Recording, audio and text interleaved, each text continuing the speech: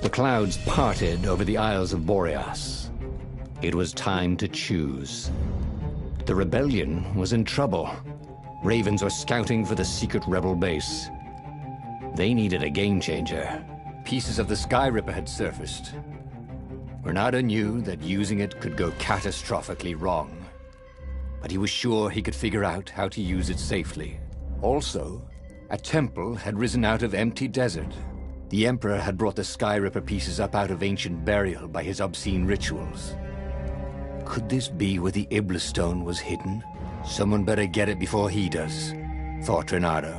And also, his old friend Lapino needed rescuing. Of course, Renato had a pretty strong suspicion that Lapino had betrayed the rebellion. But could Renato really leave an old friend to the Ravens?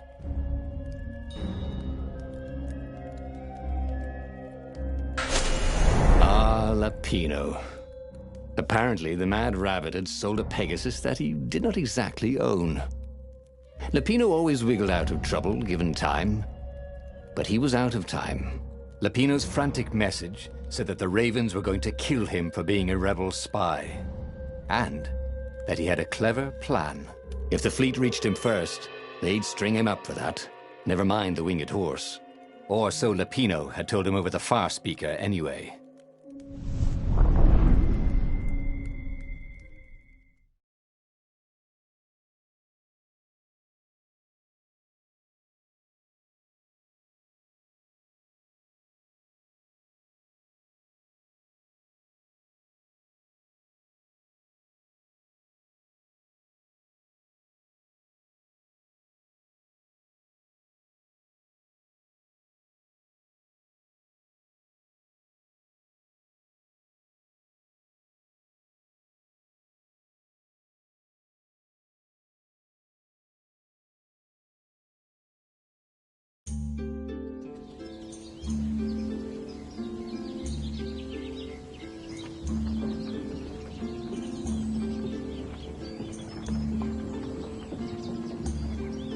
Lapino had apparently managed to confuse the judge by arguing that he hadn't actually stolen a winged horse. He'd only sold it.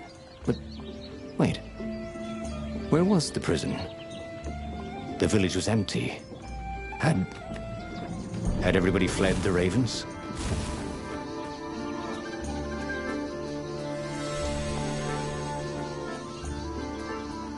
If I craft a sword now, it's going to be really short.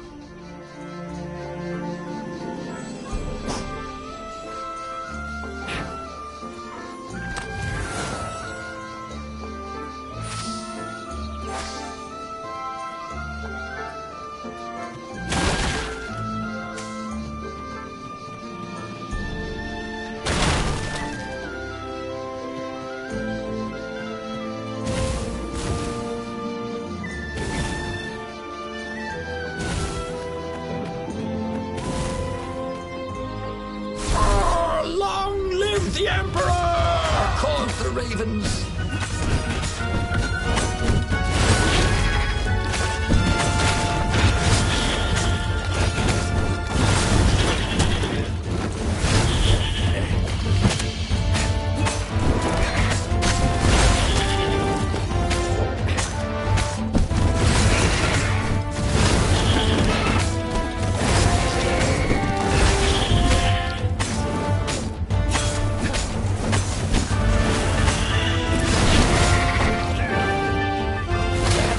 Something useful of these things, didn't they?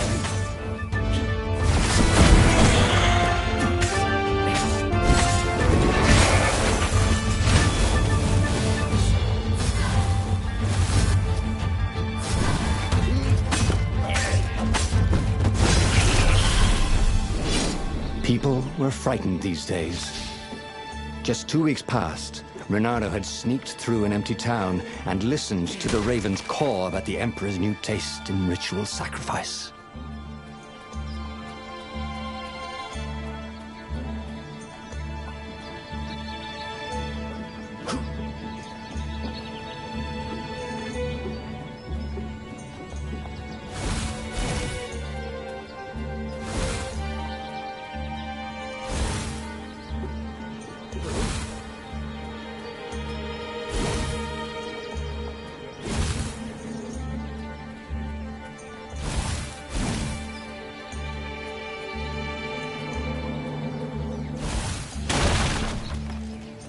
Renato looked around the empty village. How had he ever imagined Lupino was anything but a traitor? Any honest rabbit would have fled with the villagers.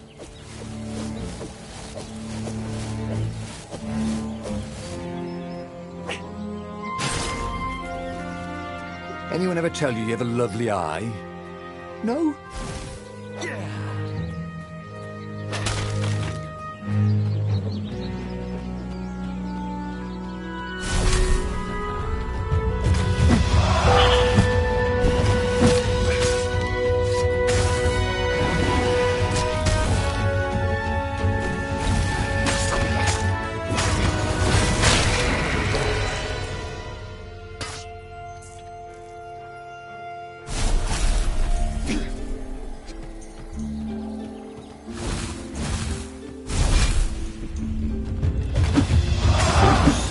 Thought, Renato?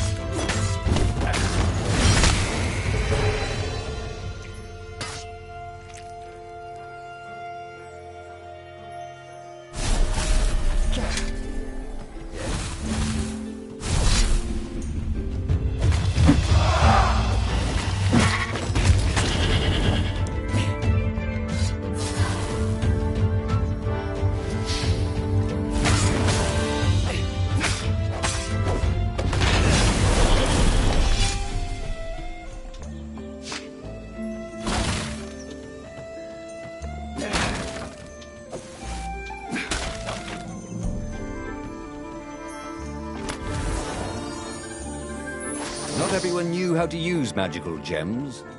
Of course, not everyone had magical gem gauntlets like he did.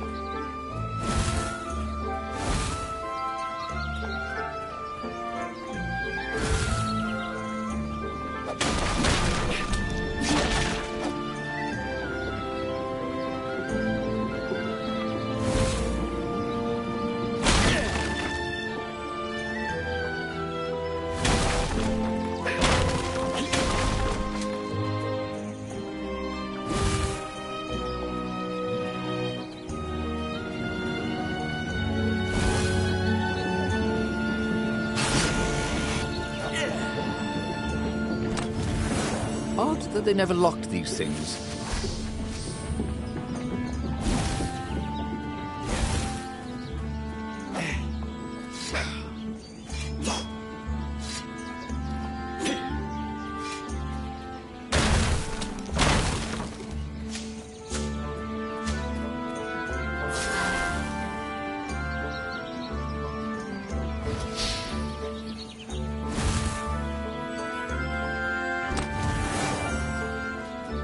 Renato had a lot of crafting materials. Now all he needed was a crafting bench.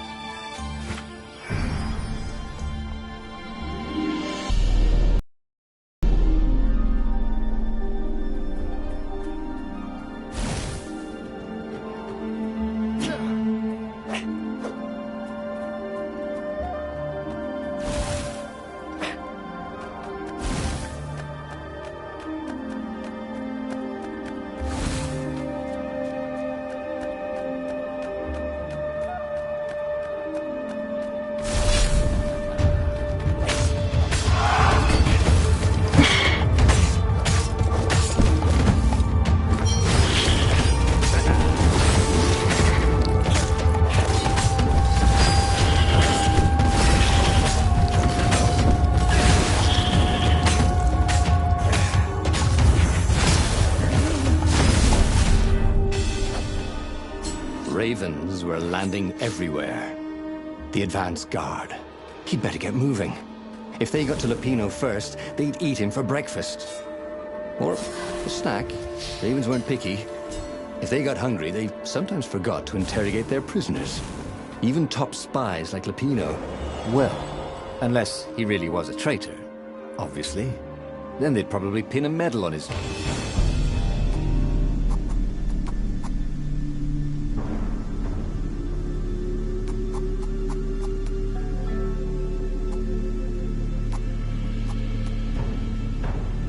Every day he was getting better and better.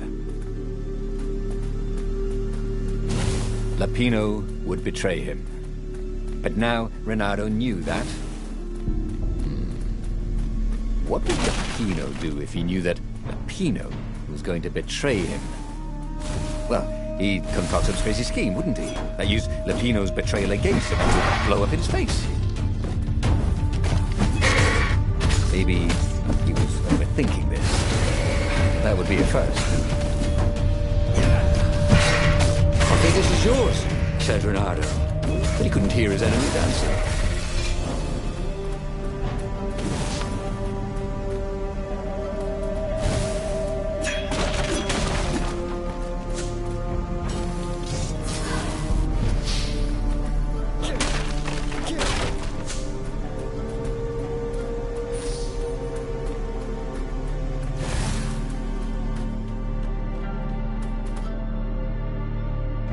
Dirty and bloody, Renato finally reached Lupino.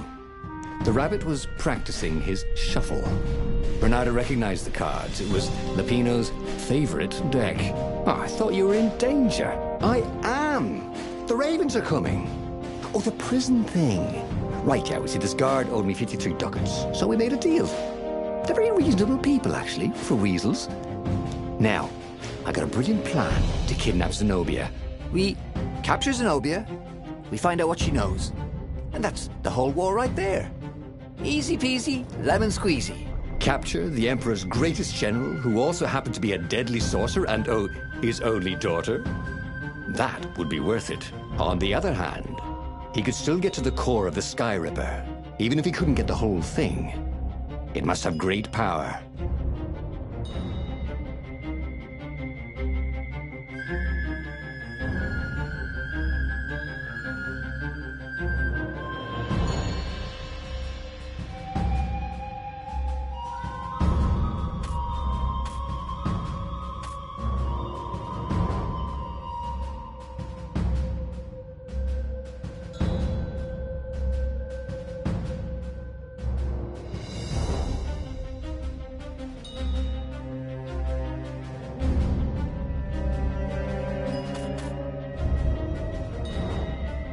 To make the Sky Ripper, the Transcendent Emperor had wrapped an armature around the eye of a god. Renato had already let that armature slip away to save Lupino's life. But even its core, the eye torn from a god, surely they could fashion a great weapon from that. The core of the Sky Ripper? Lupino's excited. That's an actual thing that we could just go and get. You've been busy. He sure had. Renato told him all the things he'd been up to. Soon they got to talking about old times, about wages they'd won and lost, and scrapes they'd barely got out of. It was good to be back with his friend. True, the core was capable of terrible, uncontrollable destruction. But this time, he was sure it would work great.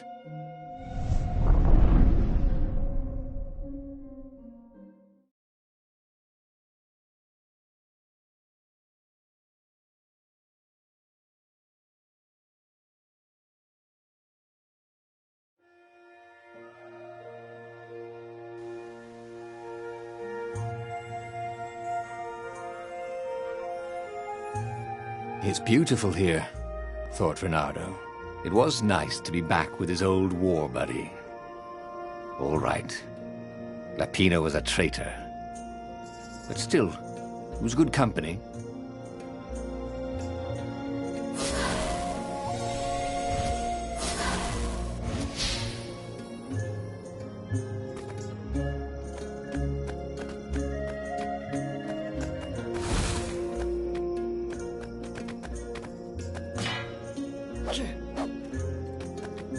Renato wondered idly if people who had built these poles had really, really long tentacles.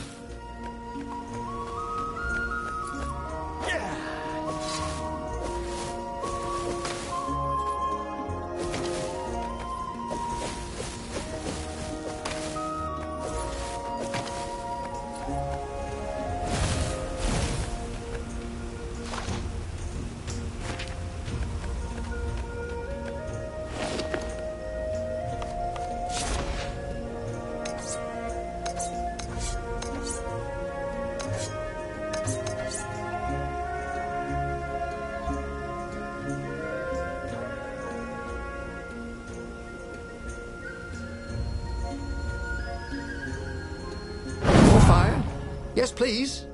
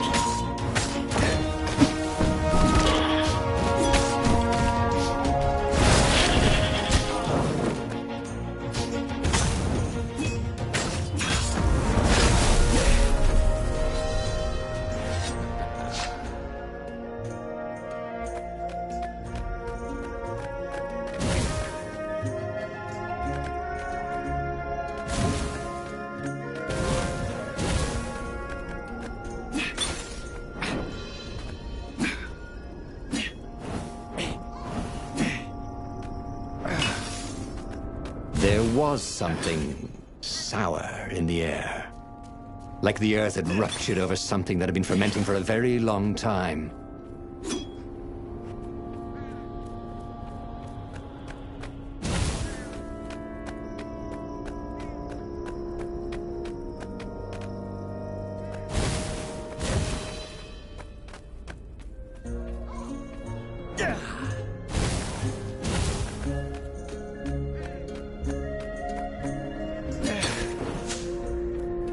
Sometimes, Renato really hated inanimate objects.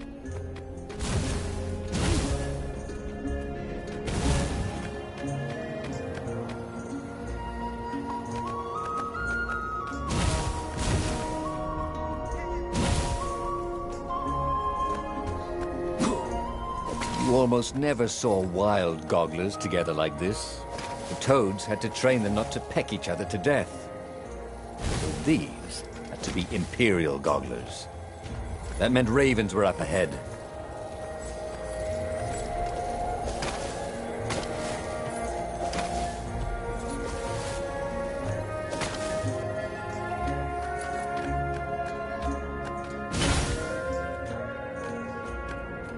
Renato felt wrong all over. He could feel an almost palpable sickness in the air. And if the land could have tumors, they would look like these monstrous crystals. The forest was quieter than it had been. There were insects, a few birds, if you didn't count the ravens. Renato smelled sick animals and dying ones, but no healthy ones. And getting a bad feeling about this, Renato thought. Maybe Lapina was right. Maybe they should have kidnapped Zenobia instead of coming here.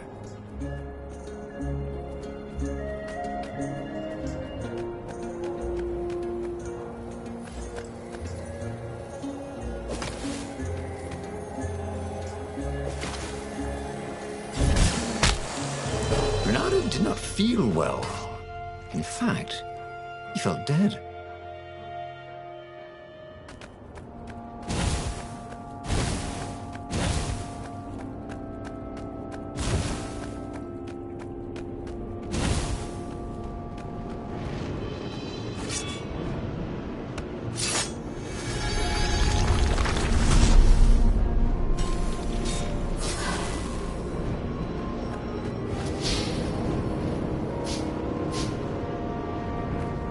This couldn't be good for global warming.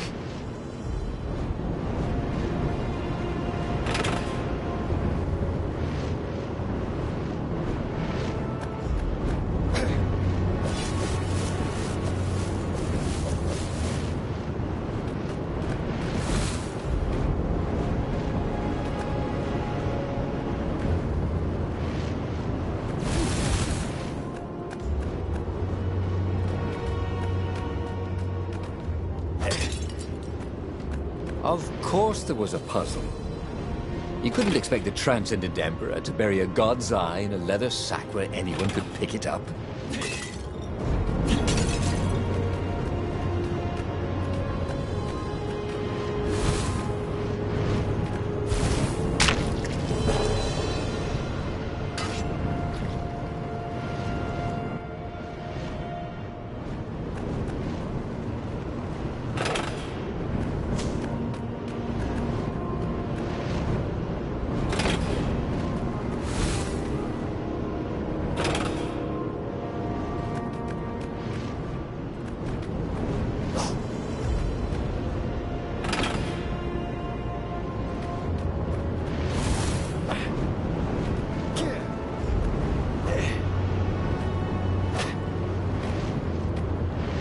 "Give me a lever," said Archimedes, "and I shall open a gate."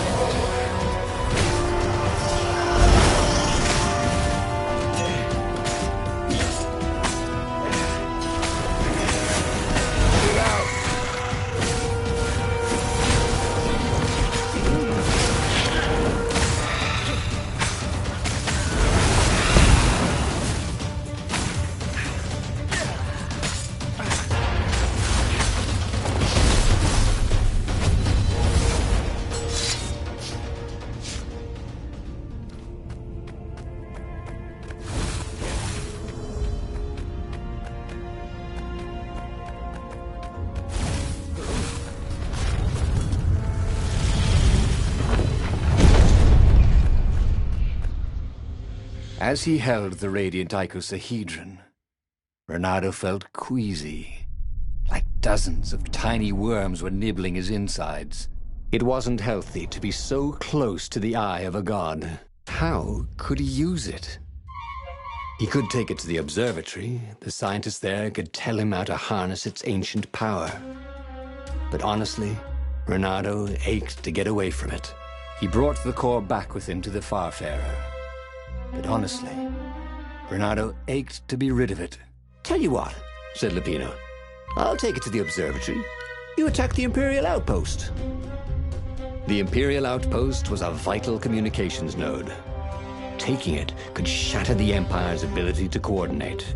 And it would be full of secret plans and maps and maybe even rebel prisoners. It was a good target for a hero like Renato. But what if Lupino lost the core to the Empire? That could be a good thing, couldn't it? Was Renato ready to take that risk? Maybe it was better if he brought the core to the scientists himself. Trust me, Renato, you won't regret this. I'll treat the car like it was my own baby daughter. As the Farfarer dived towards the Nexus, Lapino was jumping up and down with excitement. "Stop rabbiting around," Renato said. Lapino just stared at him. The moment the ship landed, Lapino leapt off the ship.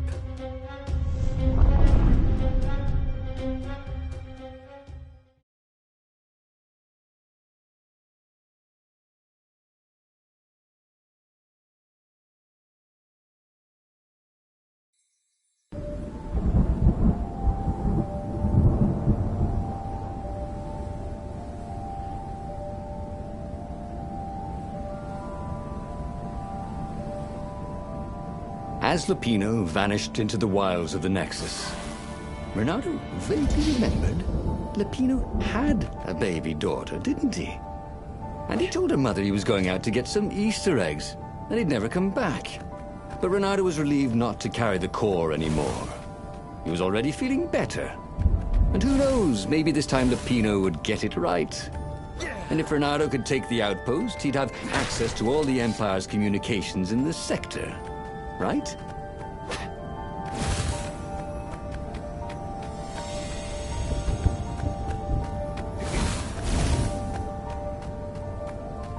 That was always a rush.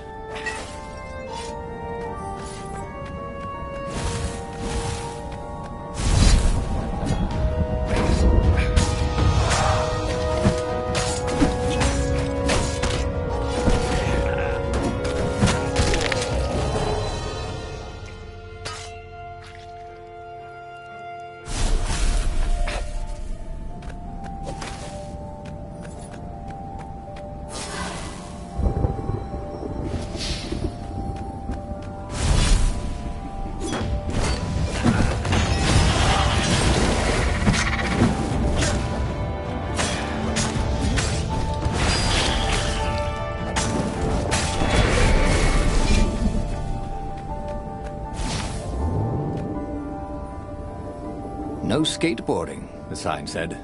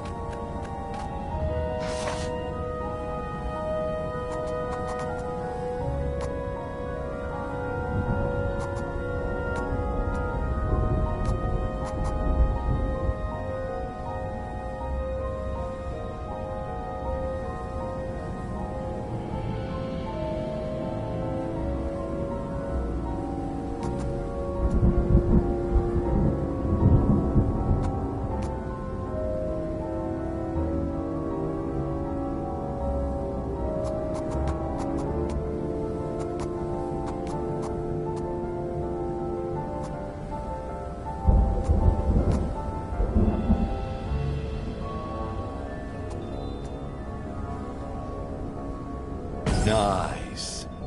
That could be useful.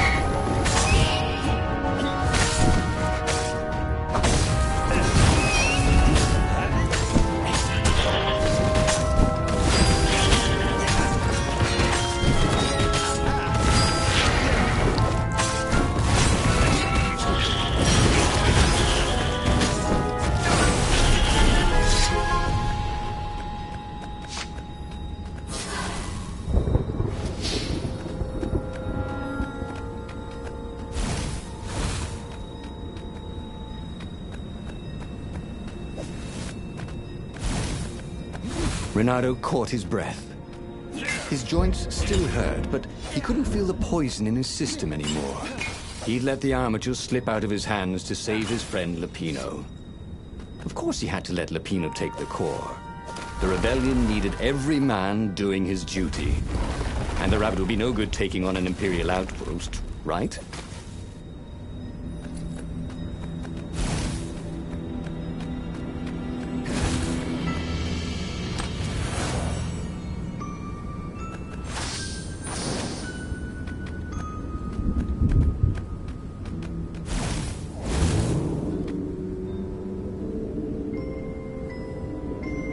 The rebellion had once tried to take the Imperial outpost. The rebel ships were shot down before they could even see it. But maybe a single fox could sneak through their defenses.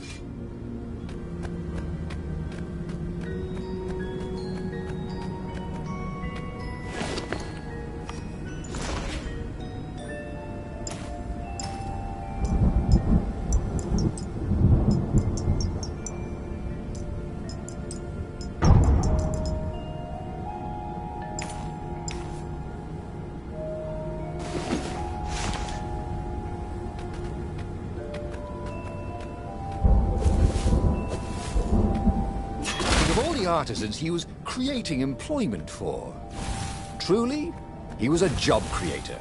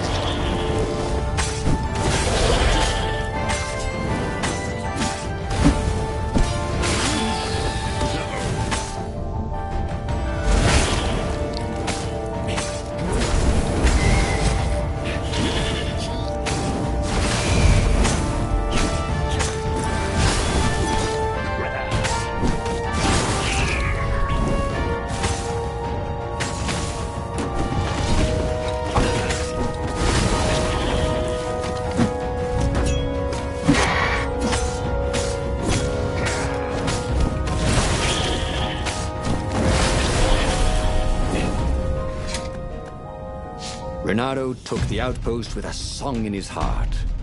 Soon, he was stuffing his sack with key messages from and to the fleet. Then the far speaker toad chortled a new message. The observatory had been sacked by ravens. Lupino and all the scientists had been taken to the mountains. Why? Why had he trusted Lupino again? And now the Empire had the core. Renato hailed the rebel base to warn them. But their far speaker didn't crouch back. Was the base under attack too?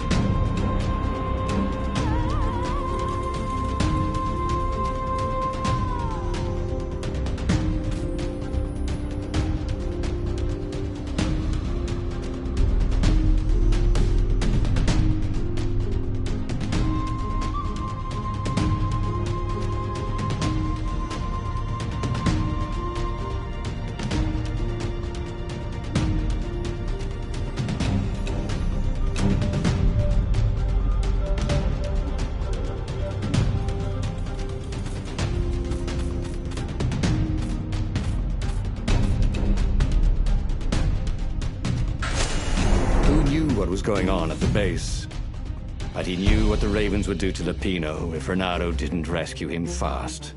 Well, actually he wasn't exactly sure. It kind of depended on whether Lupino was a traitor or not.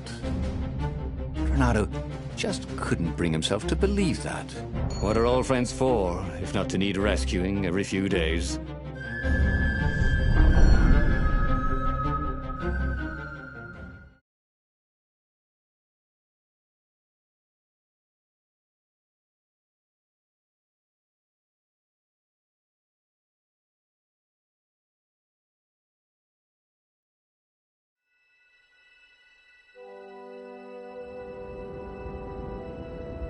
Renato felt a twinge of doubt.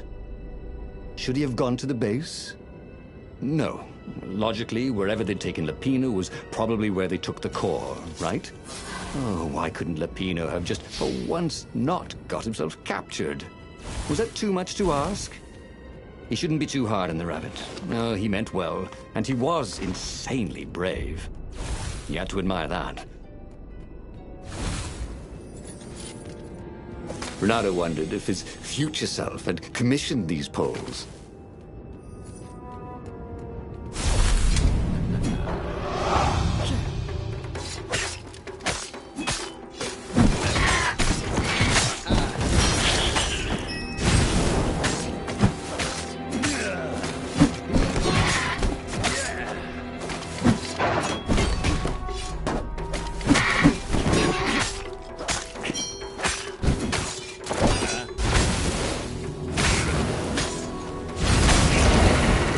Burnt fur.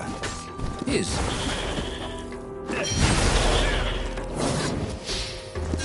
That was going to hurt. Actually, it already did.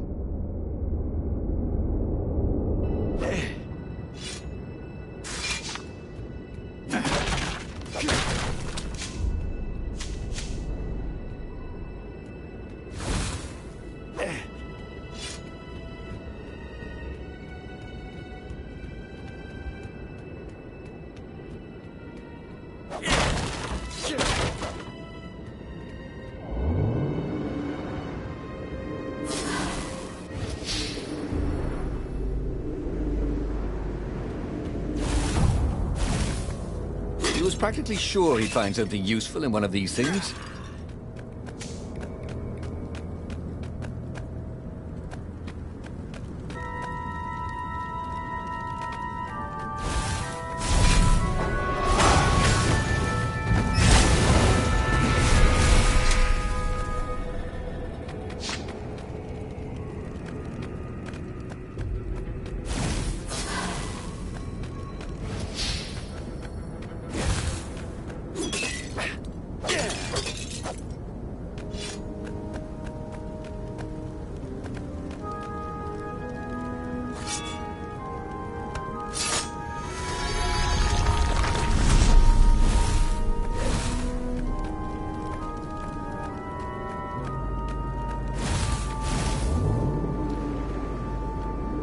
Good thing Renato didn't have vertigo.